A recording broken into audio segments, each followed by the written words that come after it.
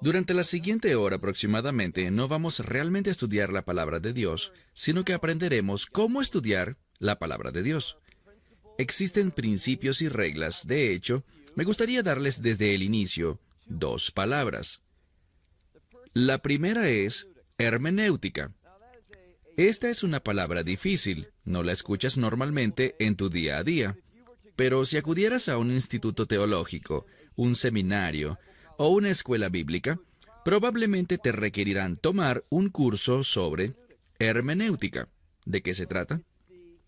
Es la metodología, las reglas, las leyes para interpretar las Escrituras. Verás, lo último que quisieras hacer es leer la Biblia y decir, bueno, ¿qué quiere decir esto para mí? ¿Cómo puedo entender esto basado en mi vida, mis experiencias, mi cultura? Verán, no queremos ponernos a nosotros mismos dentro de la palabra de Dios. Queremos que la verdad de la Escritura venga a nuestra vida. Entonces hay reglas, hay principios, una metodología para ayudar al estudiante y que obtenga las conclusiones adecuadas. Existe otro término. Si vas a un seminario, oirás una palabra conocida como exégesis. No tiene nada que ver con la palabra Jesús, sino significa extraer el significado de algo, entender el mensaje original, lo que el autor intentaba comunicar cuando escribía estas palabras, aprender eso y entonces, una vez más, aplicarlo a nuestra vida. Lo que haremos es explorar algunas de estas metodologías y principios para que nos ayuden cuando leamos la palabra de Dios y la estudiemos individualmente. Ahora, la hermenéutica y la exégesis no son exclusivas de la comunidad cristiana.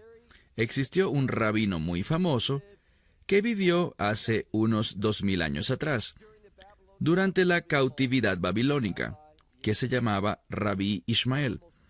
Y casi en cada sinagoga encontrarás en la Sedora, que es el libro de oraciones que contiene las liturgias, allí podrás encontrar lo siguiente. Rabbi Ishmael Omer, Shalosh Esrei Midot, Kedei Lefaresh et Torah, which means... Significa, el Rabí Ishmael dice que hay 13 maneras, 13 principios, por los cuales podemos entender la Torá. Entonces el judaísmo también dice, no se trata de que leas y solo te preguntas, ¿qué pienso yo sobre esto? ¿Cómo lo interpreto? No, eso te llevaría por una travesía equivocada. Existen principios y reglas, y vamos a hablar de algunos de ellos. Probablemente lo más importante que uno deba hacer es seleccionar un pasaje. A veces, si estás enseñando, si se te asignó esa tarea, cuando vas por los distintos programas, irás estudiando los libros de la Biblia. Lo que debemos discernir es qué libro debo leer a continuación. Y eso implica oración, implica postrarte sobre tu rostro ante el Señor. Pero una vez que eliges un libro, una vez que un pasaje te es dado, quizás, ¿cómo lo manejaríamos? Y en esto me quiero enfocar hoy. Entonces, el primer principio que quiero compartirles es comprometerme con el texto. ¿Qué quiere decir? Bien, lee el pasaje. Y me dirás, ¿no es obvio? Pero esto es lo que te tengo que decir. Cuando digo léelo, quiero decir léelo, vuélvelo a leer, ora, y luego léelo nuevamente. Y aunque muchos de nosotros tenemos una versión favorita de la Biblia, el problema es, y veremos muchos ejemplos de esto, que la mayoría de las traducciones, no importa si está en inglés o español o en ruso o el Nuevo Testamento en hebreo, todas tienen serias imperfecciones. Lo ideal es poderlos estudiar en el idioma original. Y me dirás, pero yo no hablo hebreo ni tampoco griego. Pero existen herramientas, existen ayudas. ¿Cuántos de ustedes han escuchado sobre la Biblia interlineal? Lo que hace esta Biblia, para quienes no la conozcan, es que coloca la palabra en hebreo y debajo la traducción literal de la misma, para que tú puedas ver claramente la palabra original en hebreo y su equivalente en 1, 2 o a veces 3 palabras en tu idioma, y entenderlo. Cuando lo ves así, con frecuencia, cuando lo comparas con tu traducción favorita, vas a notar que hay grandes libertades que estos traductores se han tomado al interpretar el texto. Entonces, una de las cosas que es importante hacer es revisar la interlineal. Está en Internet, tanto la versión hebrea como la griega. Puedes simplemente verla en tu computador o en tu celular. La idea es no solo mirar allí, sino en múltiples traducciones. Compartía con ustedes anoche un sitio web llamado Bible Hub, y allí ustedes colocan el versículo y aparecerán aproximadamente 25 de las traducciones más importantes en inglés. También hay algunas en español. Y si las lees, muchas son similares, pero otras no. Al hacer esto te preguntarás, ¿por qué esta versión lo dice así, pero esta otra lo dice tan diferente? Y ese es un buen punto para iniciar tu investigación. Además, tú querrás escoger una traducción que intente literalmente capturar lo que dice el texto original.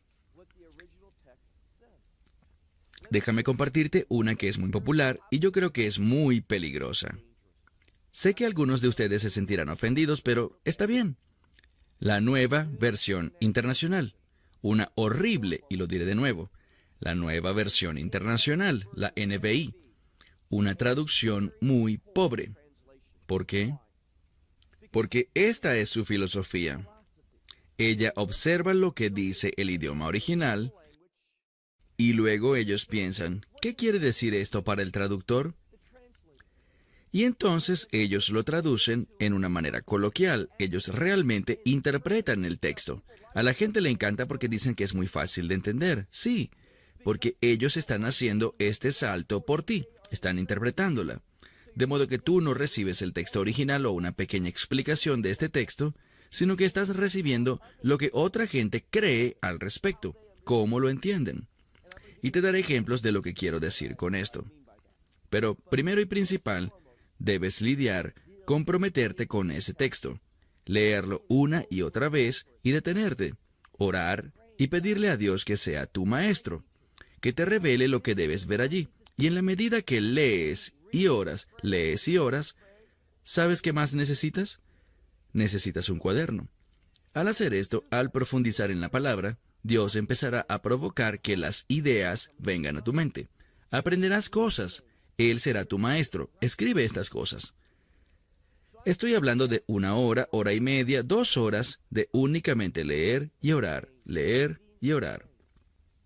Y si haces esto, estarás muy sorprendido al comparar lo que viste la primera vez que leíste el texto y lo que ves 2 horas después. Es dramático. Dios quiere ser tu maestro. No confíes simplemente en libros y otros recursos para que hagan todo el trabajo por ti. Te haces trampa a ti mismo. Esta es una gran forma de experimentar a Dios, así que comprométete con el texto, muy importante. Lo segundo que es fundamental es comprender e entender lo que el autor ha venido hablando.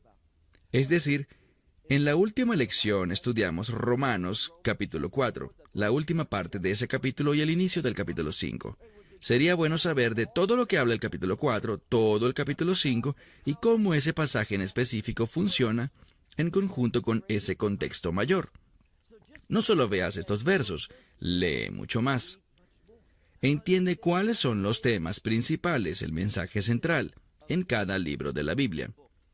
Y luego de eso, ¿qué querrás hacer? En la medida que lees, Dios te guiará por el Espíritu Santo para que notes que hay palabras importantes en el texto. Palabras que necesitas investigar. Palabras por las que debes navegar y observar cómo son usadas en otras partes de la Escritura. Entonces, para empezar con esto, quiero que si tienes tu Biblia, vayas conmigo al libro de Juan, capítulo 6. El libro de Juan, capítulo 6. Este es, teológicamente, un versículo muy importante. Hablaremos más sobre la importancia teológica de ciertos versículos y por qué debemos tener mucho cuidado con esto dentro de algunos minutos. Pero miren Juan capítulo 6, versículo 44. Dice aquí, Juan 6, 44, nadie es capaz de venir. Detengámonos un momento.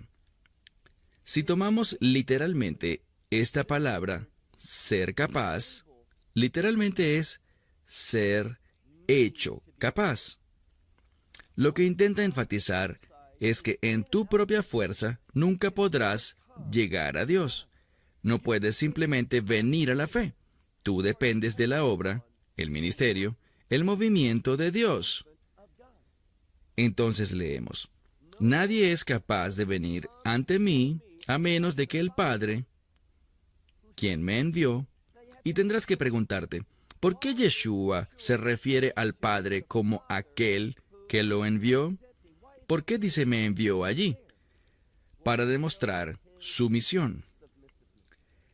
Y busca decirle al lector que a menos de que tú tengas ese mismo deseo, a menos de que entiendas el llamado de Dios a ser sumiso a Él no se moverá en tu vida.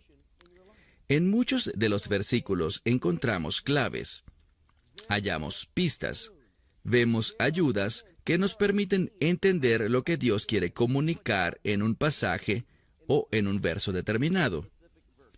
Entonces nadie es capaz de venir a mí, excepto por el Padre quien me envió, y aquí encontramos una palabra muy importante.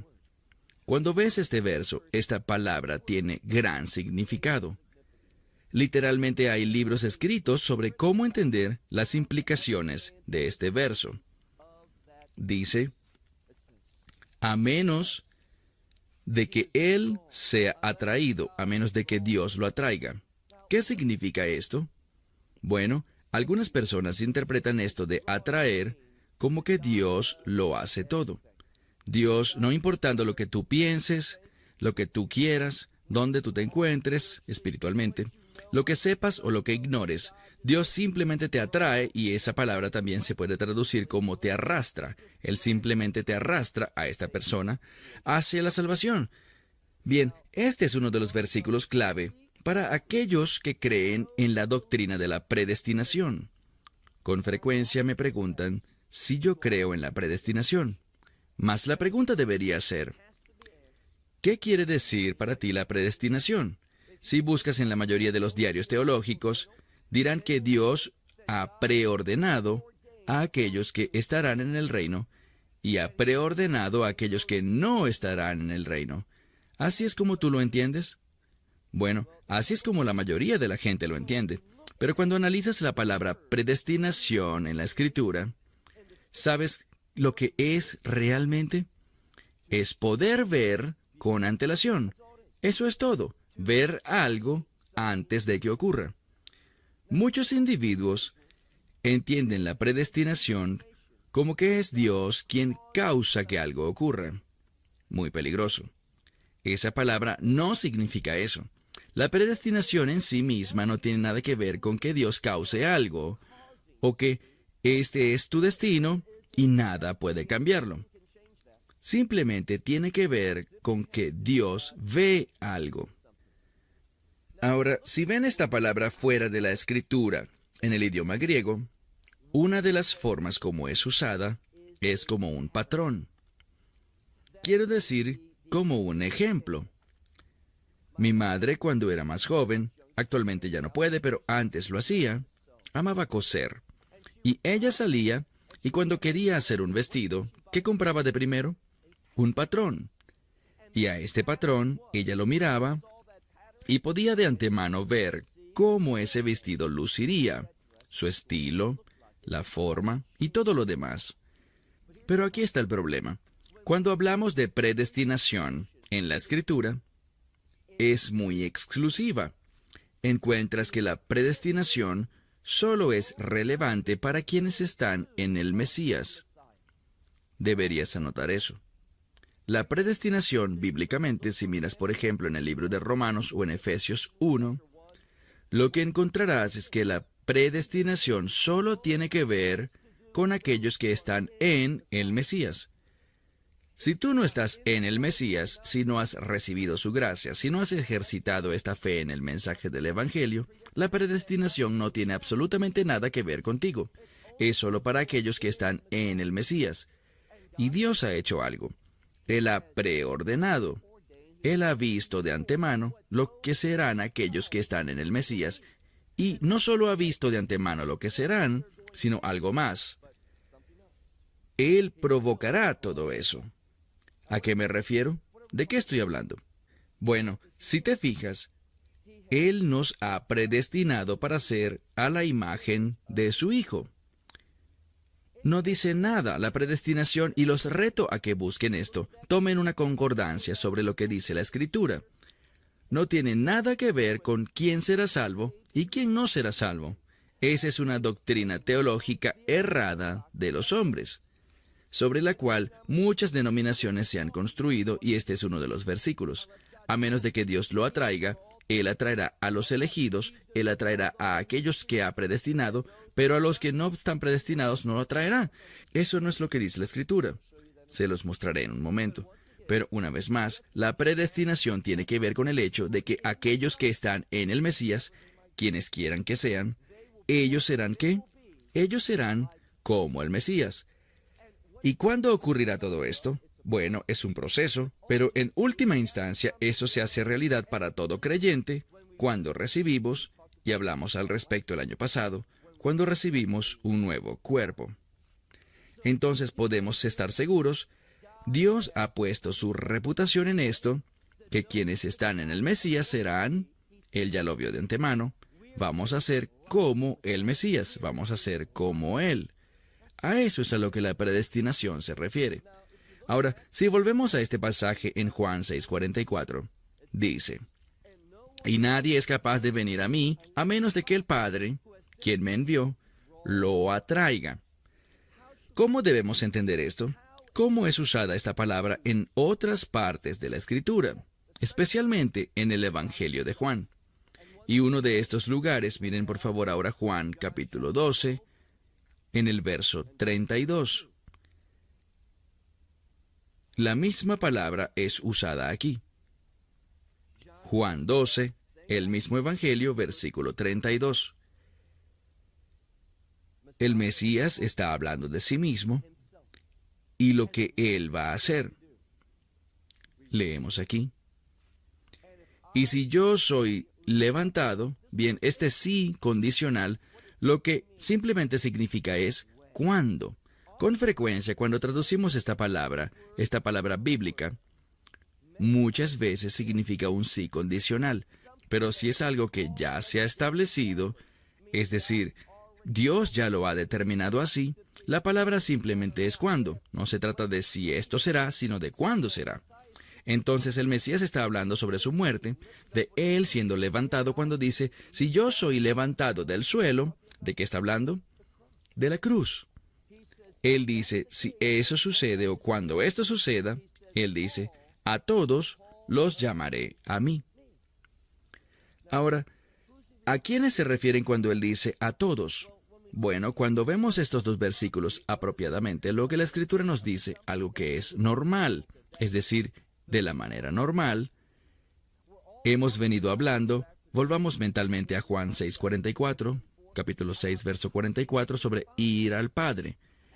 Y lo que nos está diciendo es la manera normal, la forma que Dios ha ordenado, que todas las personas que vendrán a Él lo harán porque entienden que el significado de que Él se ha levantado. Eso es lo que dice. Si tú no entiendes, si no has respondido a la cruz, entonces no puedes venir a Él. Tienes que encontrarte con la cruz. ¿Cómo atraer a la gente? Por la cruz. Eso es lo que este versículo está diciendo. No algo que Dios, en un malentendido de la soberanía de Dios, no muestra la Biblia a Dios diciendo, a ti te atraigo, pero a ti, lo siento mucho. No existe evidencia de eso en el texto. Y vamos a verlo en otro verso en unos minutos, que también lo subraya. Pero avancemos a otro pasaje muy importante, también en Juan. Veamos Juan, capítulo 8.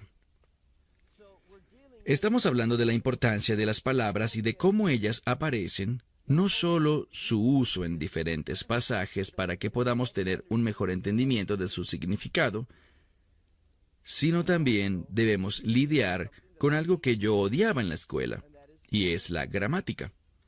Pero Dios usa la gramática para comunicar verdades bíblicas. Es parte del trabajo que debemos hacer. Entonces Juan capítulo 8, Allí el Mesías le ha dicho varias palabras muy severas a los líderes. Y a ellos no les gustó. No les ha gustado lo que él ha revelado sobre su identidad, ni el hecho de que les dijera que con sus actitudes, con sus falsas enseñanzas, con su conducta, ellos no se estaban comportando como hijos de Abraham. A ellos les disgustó eso. Entonces, ¿qué hicieron? Bueno, déjenme leerles lo que dice la NBI en inglés. Lo voy a citar. Ante esto, es decir, ante estas declaraciones de Yeshua, la NBI dice, ante esto, recogieron piedras para apedrearlo, ¿correcto? Pero Jesús, o sea, Yeshua, se escondió, escapando de los terrenos del templo. Bien, vamos a desenredar esto. Ellos quieren apedrearlo. Entonces, ¿qué hace él? Se esconde. ¿Cómo lo hace? ¿Cómo suena esto? Suena como que él se escapó, o sea, se escondió, y cuando nadie lo veía, él, como dice aquí en la NBI, se escapó. O sea, ¿existe otra forma de interpretar esto? No. Yo tengo un problema porque, quiero decir, este no es el Yeshua que yo veo en el resto de las Escrituras. Este se esconde y casi de una manera cobarde se escapa cuando nadie lo estaba mirando. Bueno, comparemos con la versión King James. La versión King James en inglés dice algo muy similar, pero en esta versión el texto continúa. Déjame leerlo de la manera que lo expresa la King James. Entonces tomaron piedras para lanzárselas, y está bien, es prácticamente lo mismo, ¿verdad? No hay problema. Entonces tomaron piedras para lanzárselas, pero, una vez más dice, Jesús se escondió y salió del templo, pero luego dice algo que realmente no tiene sentido. ¿Cómo lo podemos entender? Yendo por en medio de ellos, y así pasó. Ahora la NBI, esta sección que dice, yendo por en medio de ellos, y así pasó, ¿está eso en la NBI? No. La NBI simplemente decidió, ¿sabes qué? Esto parece que enturbia el agua. Esto no tiene sentido. Él escapó, él huyó. ¿Cómo es eso que yendo por en medio de ellos, así pasó? Entonces, ¿qué hace la NBI? Simplemente deshagámonos de esto. Déjenme decirles, ¿no dice algo la Escritura sobre aquellos que le quitan a la palabra de Dios? La NBI no tiene problemas para hacer esto. Ellos sustraen, agregan, de acuerdo a su teología, de acuerdo a lo que ellos quieren que tú creas. Como verán, esta no es una traducción sana. No existe una traducción perfecta, y cuando yo traduzco un pasaje, puedo decirte que la mayoría de las veces puedo volver 2 semanas después, 2 meses después, 1 año después, y hacer cambios. Quiero decir, no existe traducción perfecta, pero debemos enfrentar el texto. No podemos simplemente eliminar y agregar cosas. Queremos ser personas de integridad al usar la palabra de Dios. Es decir, es algo que da miedo, causa temor. Querer compartir la verdad porque la Escritura dice que aquellos que lo hacen tienen mayor juicio y responsabilidad. Y yo nunca quisiera decir, Dios, yo sé lo que dice tu palabra, pero simplemente me desharé de esto. Sacaré mi borrador y ya está. No. Ahora, ¿cuál es el problema? La flojera. En vez de atravesar y analizar todos los matices gramaticales de un texto, ¿qué hacen ellos? Ellos simplemente corren y lo ignoran. Si ellos a simple vista no consideran que algo tenga cierta importancia teológica, simplemente buscan contarte la historia y continuar.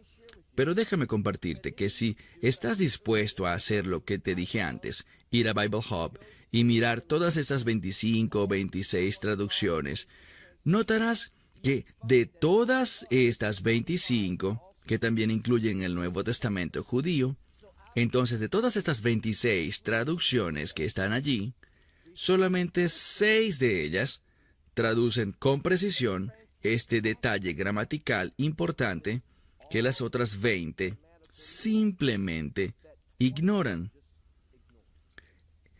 Es solamente cuando tú Solo cuando tú entiendes esta verdad gramatical que este pasaje cobra sentido. Y allí es cuando ves la obra milagrosa del Dios Todopoderoso.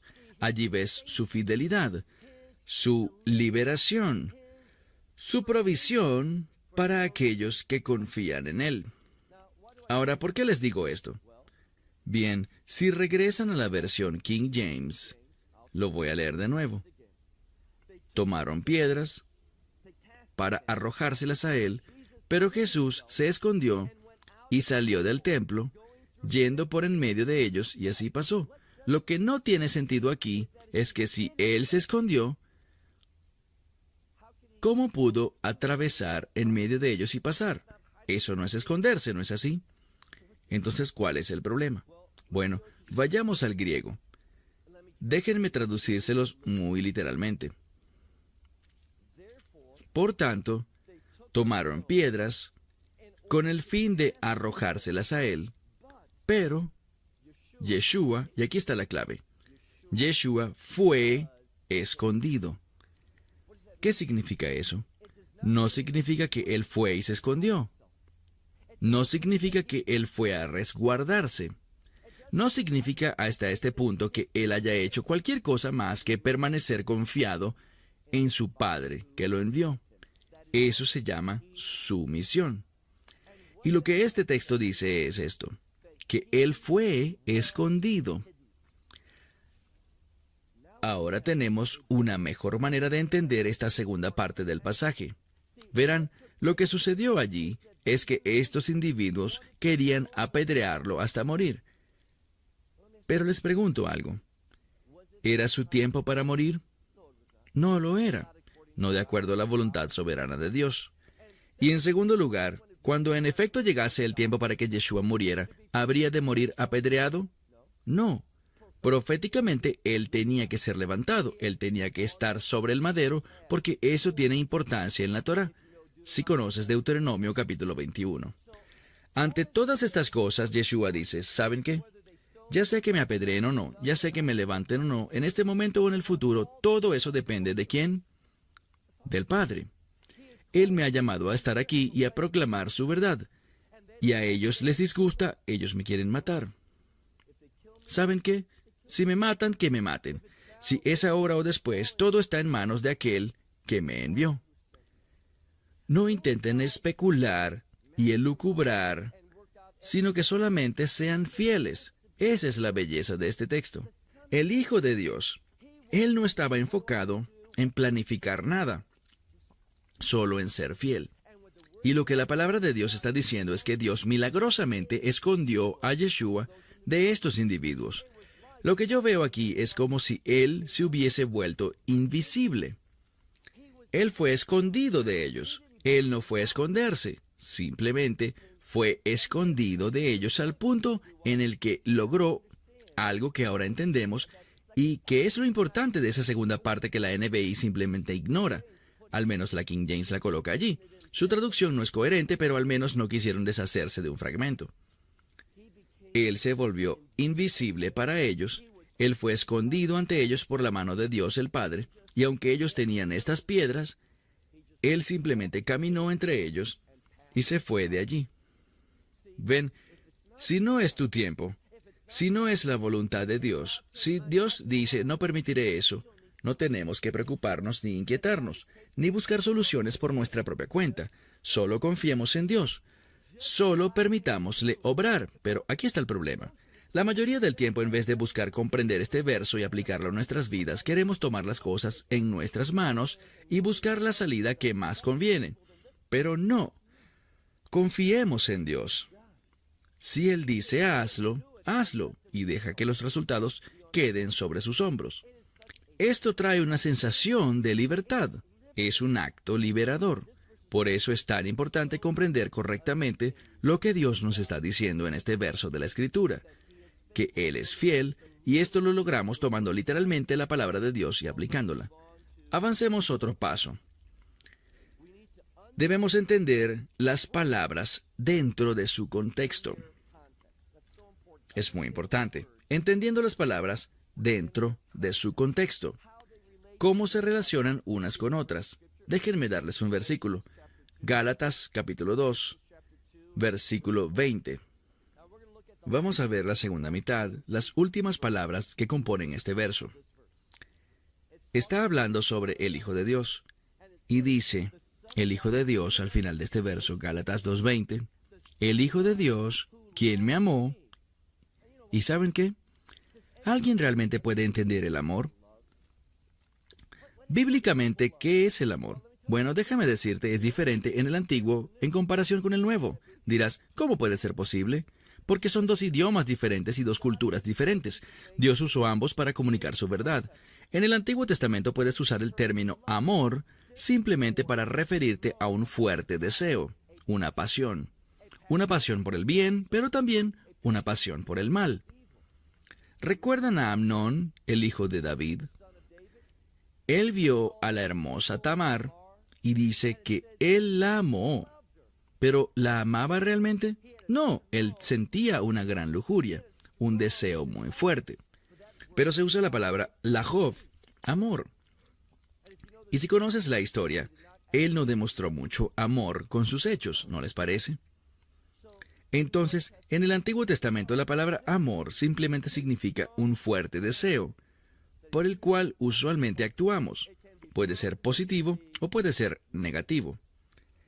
En el Nuevo Testamento, lo que llamamos amor se expresa con diferentes palabras, pero cuando se trata del amor de Dios por nosotros, usualmente encontramos una palabra junto a ella, con el fin de ayudarnos a entender este amor del Nuevo Testamento. Mira de nuevo. Y el Hijo de Dios, quien me ama, ¿qué hizo? Y se dio a sí mismo por mí. En el Nuevo Pacto, esta palabra bíblica, amor, involucra dar, involucra sacrificio. Vemos esto, quien me amó y se dio a sí mismo. Otra escritura muy conocida es Juan 3:16, todos la conocen. Porque de tal manera Dios amó al mundo, ¿que hizo qué? Dio. Muchas veces, si hacemos un buen estudio de esta palabra, y una de las herramientas más útiles, ya les mencioné la Biblia interlineal, pero también están las concordancias, tan importantes, para navegar por las Escrituras, haciendo seguimiento a las palabras que aparecen vez tras vez. Al hacer esto te sorprenderás de cómo, al seguir una palabra, otra palabra simplemente sigue apareciendo junto a ella, porque nos ayuda a entenderla mucho mejor. Un ejemplo, Patty y yo hablábamos el jueves, estaban instalando la tienda del Holy Land Marketplace, y uno de los productos es llamado Edom. Y Patty me dice, esa no es una buena palabra en la Biblia. Y le dije, es cierto. Y si le haces seguimiento a la palabra Edom, era un producto del Mar Muerto, porque esa área está alrededor de Edom. No estoy diciendo que si usas la crema se te caerá la piel, pero quizás. Esa palabra Edom se refiere al pueblo que vino ¿de quién? De Esaú. Y Esaú continuamente buscaba torcer la voluntad de Dios. Y si le hace seguimiento a Edom en todo el Antiguo Testamento, encontrarás que el término Mesías también aparece en muchos de esos lugares. Y Edom está colocándose, es un pueblo, por cierto, es un pueblo con el que todas las naciones de la tierra se aliarán, excepto una nación. ¿Cuál será? Israel. Edom liderará al mundo para subir y atacar Jerusalén. Entonces, si tú usas una concordancia, te sorprenderás de cómo al hacerle seguimiento a esta palabra en la Escritura, cuánta información vas a obtener. Bueno, déjame darte otra importante. Mira si puedes el Evangelio de Marcos. Evangelio de Marcos, capítulo 7. Evangelio de Marcos, capítulo 7. Bien, aquí necesitamos entender qué rol tan importante juega la cultura. Uno de los propósitos de amarás a Israel, y algunos me preguntan, ¿de dónde saqué este nombre? Bueno, existen dos mandamientos muy importantes en la Biblia. Ama al Señor tu Dios con todo tu corazón, alma, mente y fuerzas, y ama a tu prójimo como a ti mismo. Estos dos mandamientos representan realmente nuestra respuesta justa ante Dios. Esa palabra para amarás es la palabra en hebreo viahavta. Cuando estábamos creando el ministerio, todavía en Miami, me gustaba el término viahavta Yisrael. ¿Sabes? Ama a Dios, ama a tu prójimo. ¿Qué más debes amar? A Israel. Entonces le decíamos viahavta a Israel. Pero cuando empezamos a poner las cosas en inglés, la gente no sabía cómo escribir viahavta a Israel. Así que la simplificamos y una persona me dijo, ¿sabes qué? Solo llámalo amarás a Israel. Quiero presentarles a alguien. ¿Dónde está Maribel Morgan? ¿Dónde está Maribel? Pensé que estaba aquí. Allí está. Por allá por 1992, mi esposa y yo nos mudamos a Miami Beach. Nuestra hija tenía casi 2 años de edad y recibí una llamada diciendo que había un grupo de estudiantes universitarios que estaban en Miami Beach y que vinieron a ministrar, y lo que se suponía que hiciéramos era aconsejarles y utilizarlos o hacer algo con ellos. Entonces les di cierto material, bajamos a South Beach y les dije, simplemente salgan y repartan este material. Entonces ellos salieron y mientras hacían eso yo caminaba y mientras buscaba algo de beber pasé por una pequeña intersección y Maribel Morgan estaba allí. Y ella dice, disculpe, y si la escuchas ella tiene una voz realmente suave. Yo nunca la hubiera escuchado, pero creo que Dios quería que la oyera. Entonces ella dice, ¿puedo darle una información? Y le dije, solo si recibes la mía. Y le compartí este material. Así que hablamos por un momento y fue muy interesante porque cuando veo este auditorio, veo sentada allí, Sharon, despierta a tu esposo. Muy bien. Veo a Sheldon Glucksman. Fue realmente a través de Maribel que nuestro trabajo en South Florida empezó porque ella me presentó a tantas personas y ella y su esposo han sido de tanta bendición para mi vida. Y estoy tan feliz que en nuestra 7ª conferencia anual Maribel nos pudiera acompañar. Ella ha guiado a tantas personas, especialmente a tantos judíos, al Señor. Bueno, a través de ella conocí a otras personas que me pusieron en contacto con Sheldon Glucksman. Esta es una tarde de recuerdos. Solo imagínense que todos somos viejos amigos y estamos contándonos historias.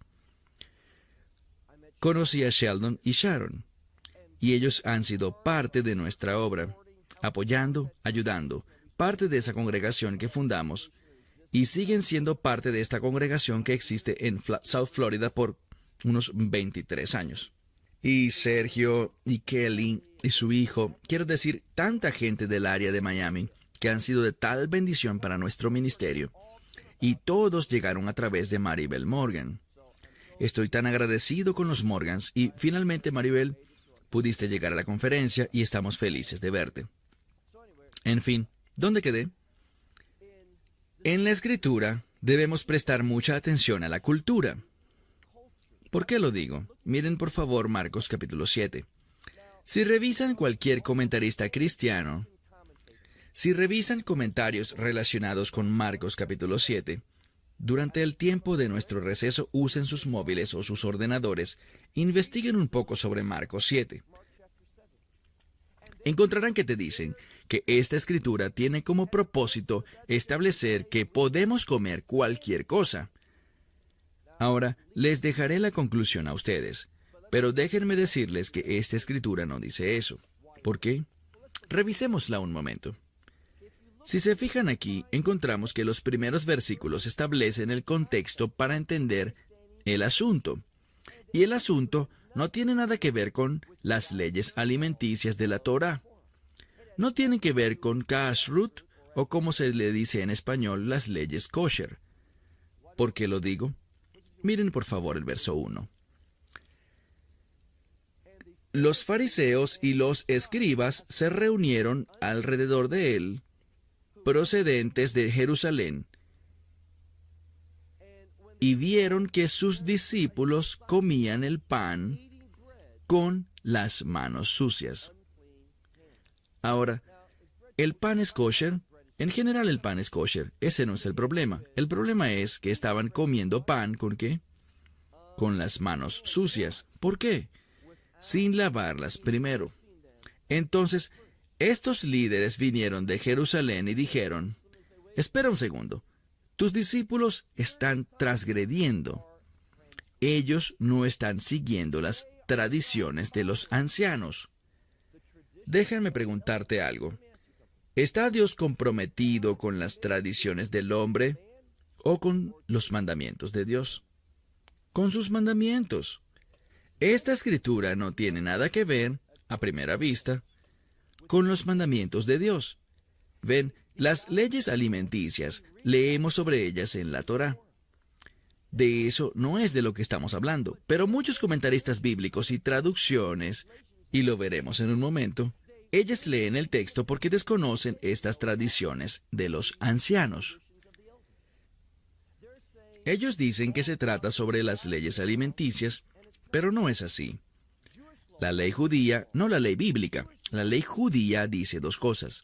Dice que debes lavar tus manos ceremonialmente antes de comer pan, debido a la impureza, especialmente si has estado junto a personas no judías.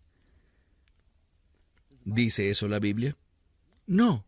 ¿Es parte de la Torá? Absolutamente no. Entonces, si bajas al verso 3, dice, y los fariseos y todos los judíos, aquí de nuevo, deben tener cuidado. ¿Qué eran los discípulos de Yeshua? ¿Gentiles? No.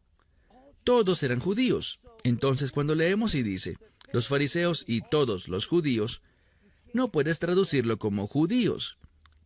Tradúcelo como judaístas. Todos estos individuos es la misma palabra, pero debes entender el contexto. Obviamente el contexto no es el pueblo judío en general, porque los discípulos y mucha gente en Galilea, en el Negev, a lo largo del Shefilá en Israel, todos esos lugares, ellos no cumplían con esto. Era solo la secta conocida como los judaístas, que estaba radicada principalmente en Jerusalén. Ellos tenían esta tradición oral, llamada el Mezor Haskanim, las tradiciones de los ancianos. Y ese grupo ocupaba el liderazgo. Y decían, no entendemos. Tus discípulos no siguen estas tradiciones. Pero el Mesías les dijo, sus tradiciones causan que abandonen ¿qué? Los mandamientos de Dios. ¿Cuál es el contexto de esto? ¿Yeshua dejando de lado los mandamientos de Dios? ¿O diciéndoles, escuchen, ustedes están dejando a un lado los mandamientos de Dios? Yo no. Entonces no tiene sentido, es hermenéuticamente inválido. Es incorrecto sacar una conclusión según la cual Yeshua está desconociendo mandamientos bíblicos, mientras el contexto nos confirma que es Él quien recrimina a los fariseos por ser ellos quienes reemplazan los mandamientos bíblicos por sus tradiciones. Es muy importante el contexto. Y la gente escucha mensaje tras mensaje tras mensaje con respecto a esto, porque leen la traducción en vez de ser diligentes, leyendo el contexto y haciéndolo de una manera apropiada. ¿Qué más dice aquí? Sigue leyendo. Verso 4 habla con respecto a esta impureza que, de acuerdo a la tradición, los gentiles portaban con ellos. Entonces, si un judío iba al mercado, y no me refiero a este mercado, este se volvería impuro. Entonces, ¿qué sucede? Avancemos, por favor. Vemos más adelante en el texto un pasaje sobre lo que pasó después. Leemos que cuando algo entra a un hombre, ¿esto lo hace impuro? No. ¿Por qué? Si lees con cuidado aquí, hablamos creo que del versículo 18. Gracias. Entra a su cuerpo, pero no penetra el corazón. ¿Qué pasa con eso? Sale a la... En hebreo moderno sería la beyú, que significa la cloaca. Podríamos decir el inodoro o la letrina. Entonces, nada queda. ¿Estamos hablando sobre kosher? No, hablamos sobre las impurezas. ¿Qué tipo de impurezas? La impureza que viene de ¿qué? Del pensamiento del hombre. Que esos gentiles, esas cosas son impuras. Entonces, ¿qué dice Yeshua? Él dice que estas cosas simplemente entran en un hombre, pero no penetran en su corazón, sino que salen hacia él, digamos, el baño. Entonces, ¿qué pasa? Bueno, cuando miramos a lo que muchas otras personas dicen con respecto a esto, volvamos a la Nueva Versión Internacional en inglés. Dice en el capítulo 7, verso 19, porque no entra al corazón, sino al estómago, y luego sale del cuerpo. Entonces, cuando la Escritura dice literalmente, y a la letrina, ellos quitan eso, y salen con su propia interpretación que es totalmente inválida. Ellos añaden palabras, ellos dicen, y si tienes la NBI en inglés, lo puedes ver. Al decir esto, ¿está eso en el texto? No. Al decir esto, Jesús declaró, ¿está eso en la Escritura? No. La palabra Yeshua no aparece allí. Ellos simplemente la insertaron. Al decir esto, Jesús declaró que todos los alimentos son limpios. Y si lees los comentarios, ellos te dirán, come lo que quieras. Pero de nuevo, esta enseñanza no tiene nada que ver con lo que es kosher y lo que no es kosher. ¿Dónde estamos hoy si tenemos que cumplir eso? Esa es otra conferencia.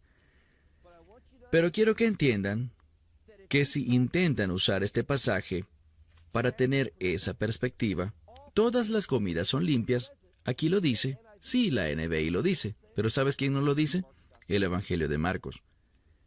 Ellos simplemente agregaron eso por su propio deseo. Por eso la NBI es tan peligrosa. Si la tienes aquí de nuevo, algunos se sentirán ofendidos, pero que así sea. No la uses. Bota esa NBI. Busca una Biblia literal. No existe una traducción perfecta, pero busca una Biblia literal, no una interpretación, sino una traducción literal. Ahora, miremos otras cosas. Les dije antes que estaríamos estudiando otro pasaje que es muy importante. Vayan, por favor, al libro de Hechos. Libro de Hechos, un momento. Capítulo 13, versículo 48. Hechos 13, versículo 48. Y de nuevo, el orden de las palabras es importante. No debemos cambiar las cosas de orden. Debemos aceptar la Escritura de la manera como Dios nos la dio. Porque cuando juegas con el orden de las palabras, puedes cambiar la revelación de la palabra de Dios. Te daré un ejemplo. Hechos capítulo 13, verso 48. Y cuando los gentiles escucharon esto, ellos se alegraron y glorificaron la palabra del Señor. ¿De quiénes hablamos? Todos los que fueron ordenados, y esa es una fuerte palabra, ordenar, preordenar. Y todos los que fueron ordenados para la vida, creyeron. Bien, si tú solo tomas este texto en su valor nominal, lo que harás es llegar a la conclusión equivocada. Esta es la King James, una traducción bastante buena, pero de nuevo, consideraciones teológicas impactaron cómo ellos manejan la Escritura, porque cambiaron el orden. Escuchen esto de nuevo. Cuando los gentiles oyeron esto, se regocijaron y glorificaron la palabra del Señor. ¿De qué están hablando? De que ellos podían ser salvos, de que el Evangelio es relevante para ellos, que ellos pueden responder. Pero dice, ¿quién respondió? Y todos los que fueron ordenados para la vida, ¿qué hicieron? Creyeron. Y aquí está el problema. Si tú tomas la Escritura por su valor nominal, solo aquellos que fueron ordenados para vida pudieron ¿qué? Creer. Según esta interpretación, esa es la única conclusión que podrías obtener. Te sorprendería saber que la palabra creer viene antes de ser ordenados para la vida. Ellos cambiaron el orden. Ahora, esto tiene implicaciones muy importantes, porque podría ser aquellos que creen fueron ¿qué? Ordenados a vida eterna. Ellos no querían eso.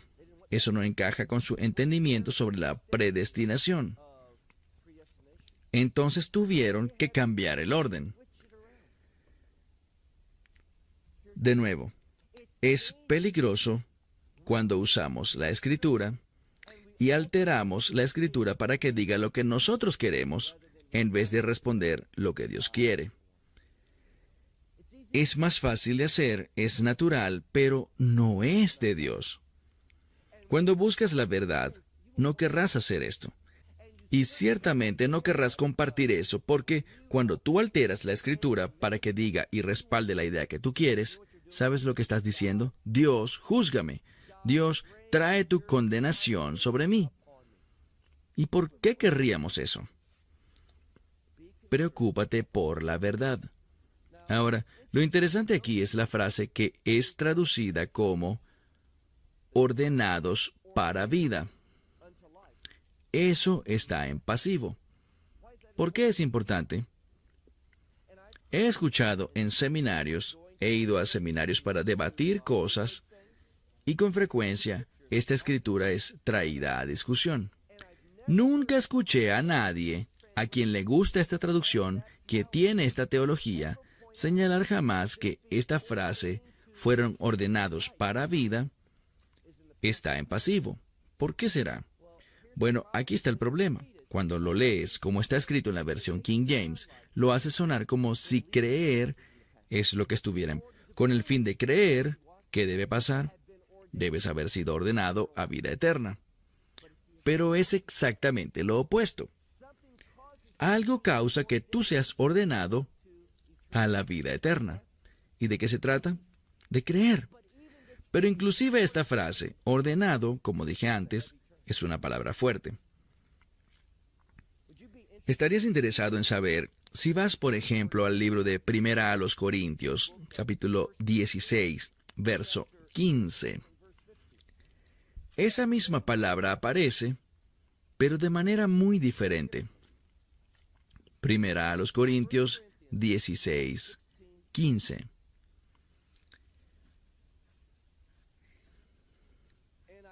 Y los exhorto, hermanos, que ustedes conocen, es decir, que ustedes han conocido a la casa de Estéfanas, quien es el primer fruto de Acacia, o sea, él fue parte de los primeros creyentes. Entonces, ustedes ya conocieron su casa. ¿Qué sucede allí? Probablemente sea una congregación en casa. Ustedes conocieron a este hombre, van a su casa, porque es donde empezó el origen de los creyentes en Acacia. Y luego dice, y por el servicio, su servicio, a los santos. ¿Qué nos dice al respecto? Bueno, esta es la misma palabra, y habla sobre aquellos que están comprometidos con ese servicio por otros. Quien tiene una carga por servir a otros, un compromiso. ¿Por qué es importante? Bueno, es importante porque si regresas al mismo verso que veíamos antes, Hechos capítulo 13, verso 48, traduzcámoslo. ¿Cómo aparece esta palabra en otros lugares? Démosle la misma interpretación y hablemos sobre sus implicaciones. Hechos 13, verso 48.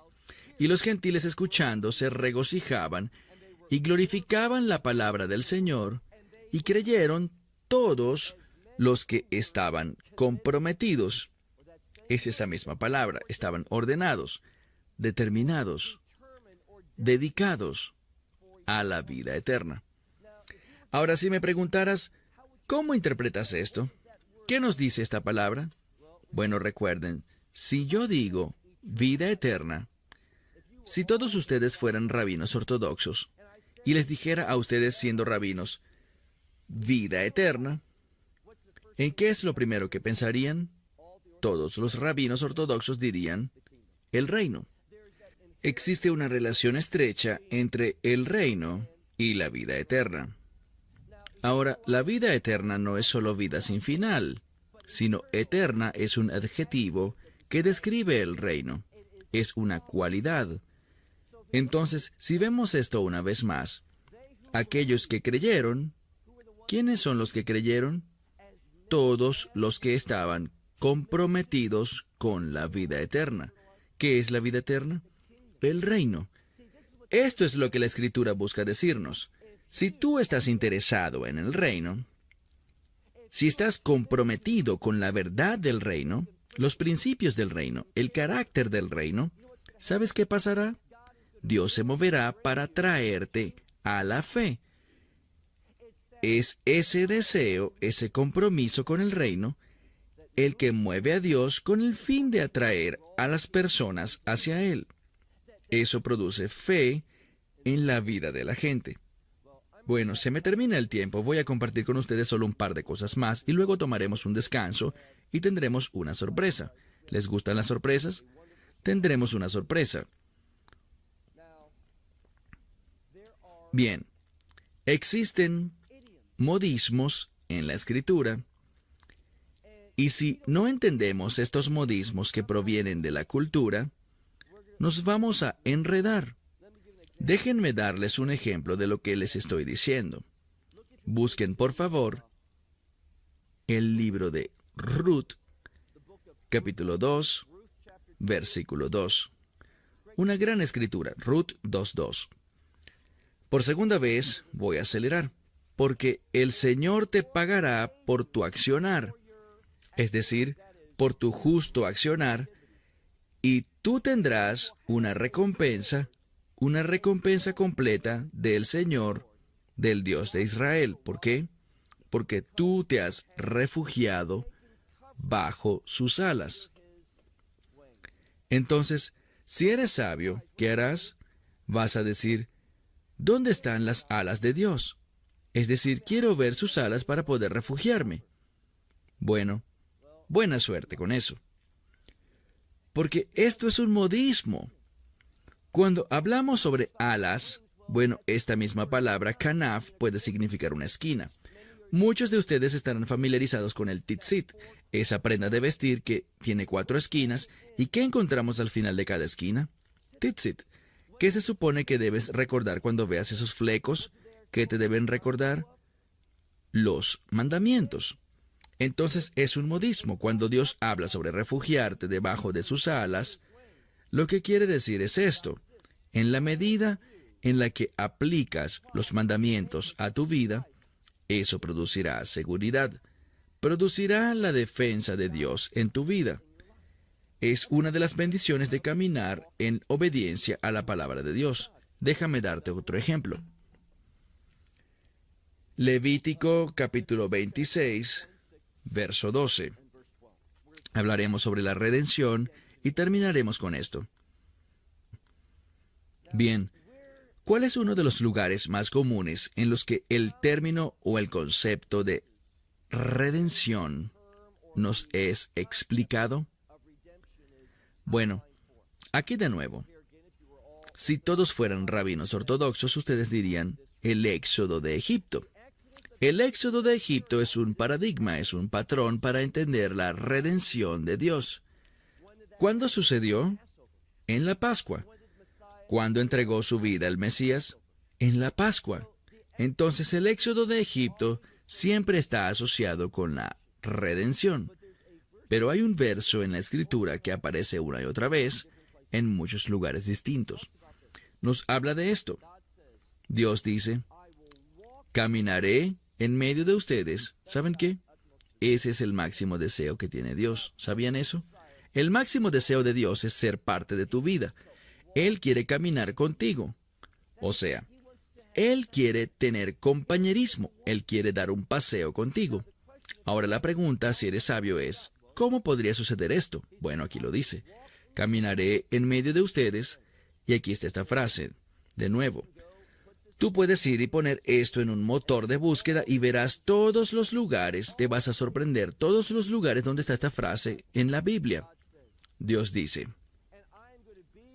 y yo seré para ustedes Señor, y ustedes serán para mí, ¿qué?